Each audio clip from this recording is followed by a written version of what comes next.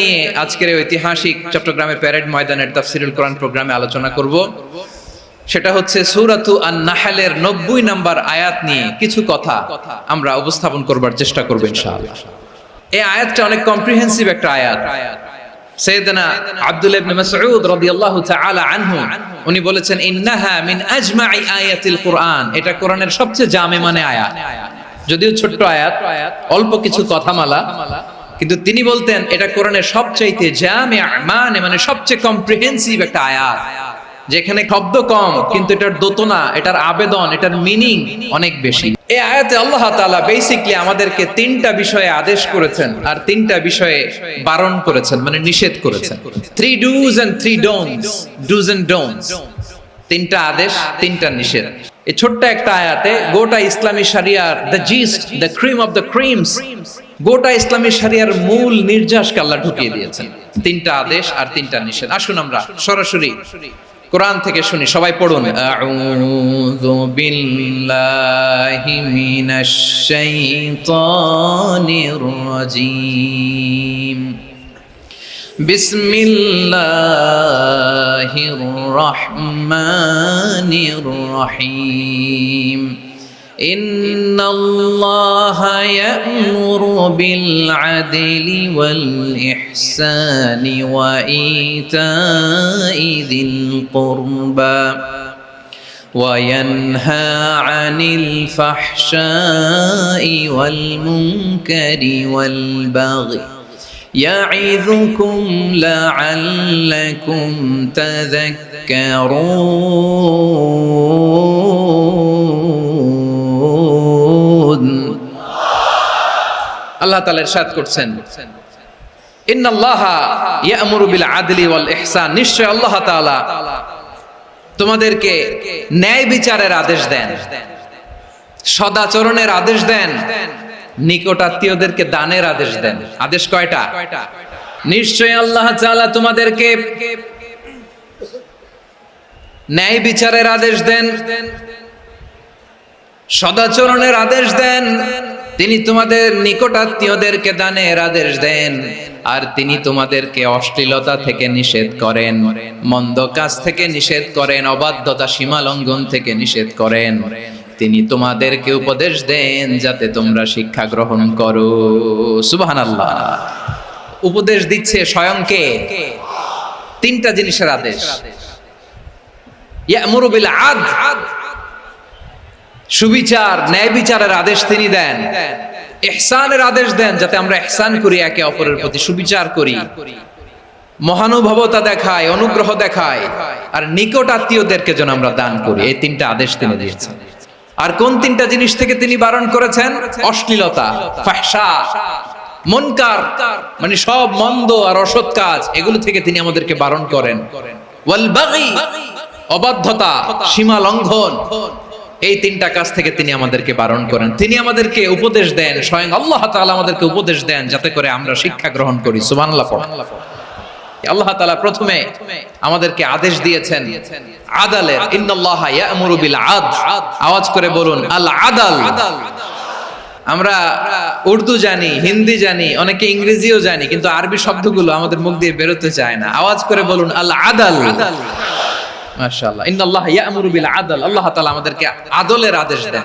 আদল অনেকে না বুঝলেও আদালত শব্দটা বুঝবেন। আদালত, আদালত, আদালত বুঝেন না? যেখানে বিচার কার্যের ফয়সালা করা হয়, কোর্ট কাচারি, আদালত, এটা তো ভেরি কমন। এটা শুনছেন না সবাই? আদালত, যেখানে ন্যায় বিচার হবে, সুশাসন হবে। কিন্তু ভাগ্যের কি নির্মম পরিহাস, ওখান থেকে মিথ্যা সাক্ষী দিয়ে মনমতো রায় দিয়ে দেয়া হয়। এগুলোর পরিবর্তন হওয়ার দরকার আছে না নাই? প্রিয় ভাইয়েরা, আদালত, আল আদল, ইংরেজিতে বলে জাস্টিস, ন্যায় বিচার, সুবিচার, সুশাসন, জাস্টিস, আল আদল, সব জায়গায় এই জাস্টিস থাকা দরকার। Justice should be prevailed in the society. The mission of all prophet was to uphold the justice. সব নবীর মিশন ছিল এই জাস্টিসকে, আদালকে, সুশাসন আর সুবিচারকে নিশ্চিত করা। পড়েন সুবহানাল্লাহ। And the core message of every divine scripture was to uphold justice. পৃথিবীর সব আসমানি কিতাবের মূল শিক্ষা ছিল এই জাস্টিসকে সমাজে এনশিওর করা, সুবিচার সুশাসনকে এনশিওর করা। তাহলে প্রিয় ভাইরা, আমরা বুঝতে পারলাম আল আদ শব্দের মানে হচ্ছে ইনসাফ বা সুবিচার বা ন্যায় বিচার। এটা হচ্ছে একটা general meaning, very general meaning. আপনি যদি ইন ডেপথ বুঝতে চান, আরো ভেতরে যান, তাহলে আদাল মানে হচ্ছে সমন্বয়, আদাল মানে হচ্ছে ভারসাম্য, ব্যালেন্স। আদাল মানে হচ্ছে মধ্যম পন্থা। সুবহানাল্লাহ পড়েন। কারণ সব সময় সমান সমান হইলেই সুবিচার হয় না। কথা কি বুঝতেছেন? ইসলামের দ্য কনসেপ্ট অফ আদাল, এটা এমন আদাল, এটা সব সময় সমান সমান নয়। যখন সমান সমান দেয়া দরকার, ইসলাম সমান সমান দেয়। যখন ব্যালেন্স করা দরকার, চেক এন্ড ব্যালেন্স, সমন্বয়, ভারসাম্য করা দরকার, তখন ইসলাম ভারসাম্য করে দেয়। এটার নাম আদাল। সুবহানাল্লাহ।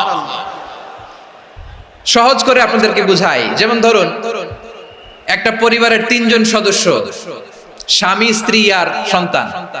তাদের সকালবেলার ব্রেকফাস্টে স্বামীর সকালের নাস্তায় স্বামীর 3টা রুটি লাগে, স্ত্রীর 2টা লাগে, আর সন্তানের 1টা রুটি লাগে।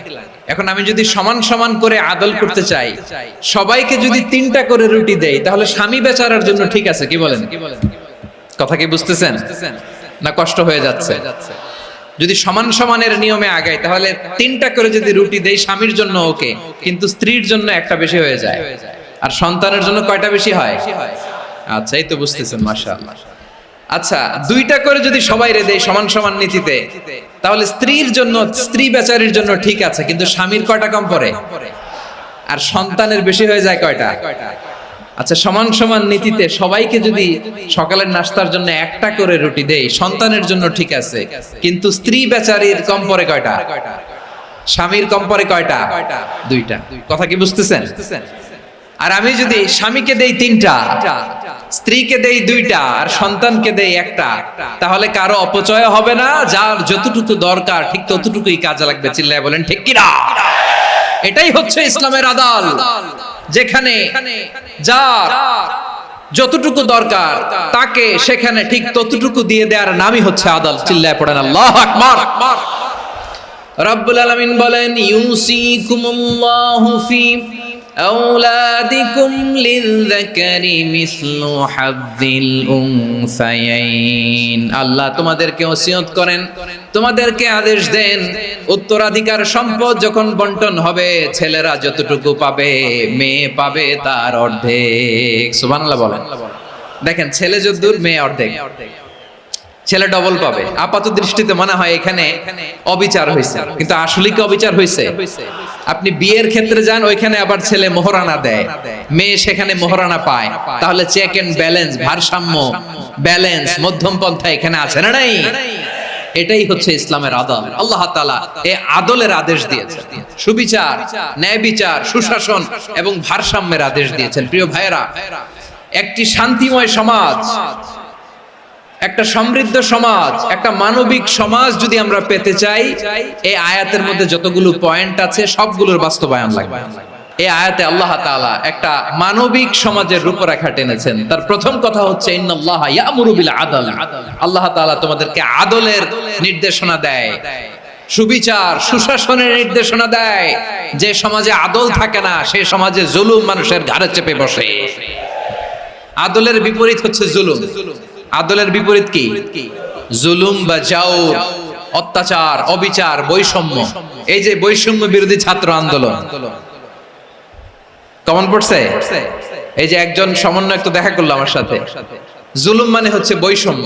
বৈষম্যের স্থান ইসলামে নাই, অবিচারের স্থান ইসলামে নাই, জুলুমের স্থান ইসলামে নাই। আল্লাহ তাআলা বলেন যে আমি জুলুমকে নিজের জন্য হারাম করেছি এবং তোমাদের জন্য হারাম করেছি।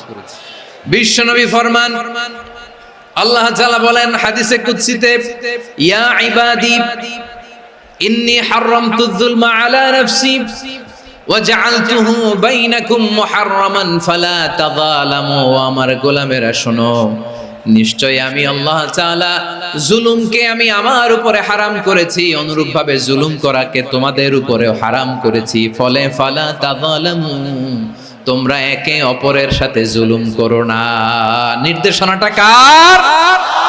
খবরদার, জুলুমের সাথে আমাদের কোনো সম্পর্ক নাই। আল্লাহ তাআলা আদলের আদেশ দিয়েছেন, আদালতের আদেশ দিয়েছেন, সুশাসনের, ন্যায় বিচারের আদেশ দিয়েছেন। ইন্নাল্লাহা ইয়ামুরু বিল আদল, আমাদেরকে আদল প্রতিষ্ঠা করতে হবে। জুলুমের সাথে ইসলামের কোনো সম্পর্ক নাই। আল্লাহ তাআলা জালিমদের জন্য কঠিন শাস্তি প্রস্তুত করে রেখেছেন। এক্সট্রা জুডিশিয়াল কিলিং এর কোনো হিসাব নাই। বিচার বহির্ভূত হত্যা, এনফোর্স ডিসঅ্যাপিয়ারেন্স, গুম, যেটা সবচাইতে বড় মানবতা বিরোধী অপরাধ। কত মানুষ যে গুম হয়েছে তার কোনো ইয়ত্তা নাই। যেই ফ্যামিলির সদস্য গুম হয়েছে তারা কি ওই লোকটার জন্য মাগফিরাতের দোয়া করবে নাকি সুস্বাস্থ্যের দোয়া করবে তারা নিজেরাও জানতো না, কারণ জানে না ও বেঁচে আছে না মরে গেছে। আহা, বিডিআর নওজওয়ানদের যারা ছাড়া পেল দেখলাম, বিনা অপরাধে, কোনো অন্যায় ছাড়া, অপরাধ ছাড়া তাদের জীবন থেকে, তাদের তারুণ্যের, তাদের যৌবনের 15 বছর, 16 বছর, 17 বছর নাই, 6 মাস বয়সের ছোট বাচ্চাকে রেখে জেলে গেছে। 6 মাসের মেয়ে বের হয়ে দেখে মেয়ের বয়স 17 বছর। মেয়ে বাবারে চিনে না, বাবা মেয়েরে চিনে না। মেয়েকে এখন বিয়ে দিয়ে আরেক ছেলের হাতে তুলে দিবে। মেয়ের শৈশব বাবা দেখে নাই, মেয়ের কৈশোর বাবা দেখে নাই, মেয়ের তারুণ্য দেখে নাই। আরেক যুবককে দেখলাম 14 দিনের সংসার, 2 সপ্তাহের সংসার শেষে জেলে গেছে। কত যুবকের যে স্ত্রী চলে গিয়েছে ফ্যামিলি ছেড়ে, কারণ জানে না তো কবে আসবে, কি হবে, কেউ জানতো না। দাম্পত্য জীবনের মাত্র 14 দিনের স্মৃতি, এই স্মৃতিকে আঁকড়ে ধরে এক বোন 16টা বছর, 17টা বছর কাটিয়ে দিয়েছে। আমি নিউজটা দেখে ভাবলাম, আমার এই বোনের প্রতিটি দিন কিভাবে কেটেছে, প্রতিটি রাত কিভাবে কেটেছে, প্রতিটি ক্ষণ কিভাবে কেটেছে। বিশ্বনবী বলেছেন, ইত্তাকি দাওয়াতাল মাজলুম ফাইন্না লাইসা বাইনাহু ওয়া বাইনাল্লাহি হিজাব। মাজলুমের কান্নাকে ভয় করো, কারণ মাজলুমের কান্না আর আল্লাহর মাঝে কোনো পর্দা থাকে না। আমরা আর এরকম কোন জুলুম বাংলাদেশে দেখতে চাই না। জোরে বলেন ঠিক কিনা? আমার প্রিয় বীর চট্টলার তৌহিদি মুসলমান, আমরা আর নতুন করে কেউ জালিম হোক এটা চাই না। নতুন করে আবার কেউ ফ্যাসিস্ট হোক আমরা চাই না। এক দল আরেক দলকে নিশ্চিহ্ন করার রাজনীতি করুক আমরা চাই না। আমরা সুশাসনের বাংলাদেশ চাই, মানবিক বাংলাদেশ চাই, আমরা একটা সমৃদ্ধ বাংলাদেশ চাই। আমরা বিশ্বের বুকে সম্মান নিয়ে মাথা উঁচু করে দাঁড়াতে চাই, ঠিক কিনা বলেন? আল্লাহ বললেন, এটা যদি তোমরা চাও, একটা সমৃদ্ধ সমাজ যদি বিনির্মাণ করতে চাও, মানবিক সমাজ যদি বিনির্মাণ করতে চাও, আমি তোমাদেরকে সেজন্য প্রথমে আদালতের নির্দেশ দিলাম। ইন্নাল্লাহা ইয়া'মুরু বিল আদল, নিশ্চয় আল্লাহ তাআলা তোমাদেরকে ন্যায় বিচার, সুশাসন এটার আদেশ দেন। সুবহানাল্লাহ।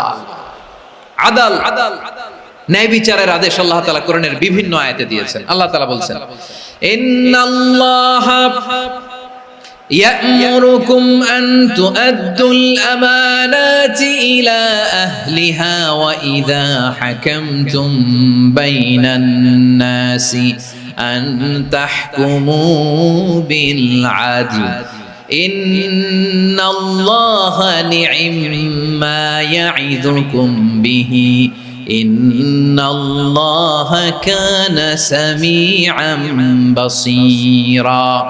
আল্লাহ তাআলা বললেন, আল্লাহ আদেশ দিচ্ছেন, যে ব্যক্তি আমানতের হকদার তার হাতে তোমরা আমানত পৌঁছে দাও। আর যখন তোমরা বিচার কার্য করবে, বিচার ফয়সালা করবে, আদালতের সাথে করো। সুবহানাল্লাহ বলেন। ওয়া ইযা হাকামতুম বাইনান নাসি আন তাহকুমু বিল আদল, আদালতের সাথে করবা। আল্লাহ তাআলা বলেন, যারা জাজ হবে, বিচারক হবে, তাদের যদি বাদী বিবাদীর কারো সাথে শত্রুতা থাকে, কারো সাথে যদি কোনো ধরনের রেষারেষি থাকে, আল্লাহ বলেন বিচার কার্য করতে যে ওই শত্রুতা রেষারেষির কারণে আদালতের বাইরে যে অবিচার করে বিচার করো না। ওয়ালা ইয়াজরিমান্নাকুম شنآن قوم على ألا تعدلوا اعدلوا هو أقرب للتقوى ওয়াত্তাকুল্লাহা ইন্নাল্লাহা খাবীরুম বিমা তা'মালুন। খবরদার কোন জাতির প্রতি, কোন গোষ্ঠীর প্রতি, কোন গোত্রের প্রতি আক্রোশ যেন তোমাদেরকে ন্যায় বিচার থেকে দূরে সরিয়ে না দেয়, বরং আমি আল্লাহর আদেশ হলো ই'দিলু, তোমরা আদল করো, ন্যায় বিচার করো, সুবিচার করো, সুশাসন প্রতিষ্ঠা করো। হুয়া আকরাবু লিত্তাকওয়া, এটাই তাকওয়ার সবচেয়ে কাছাকাছি। সুবহানাল্লাহ বলেন।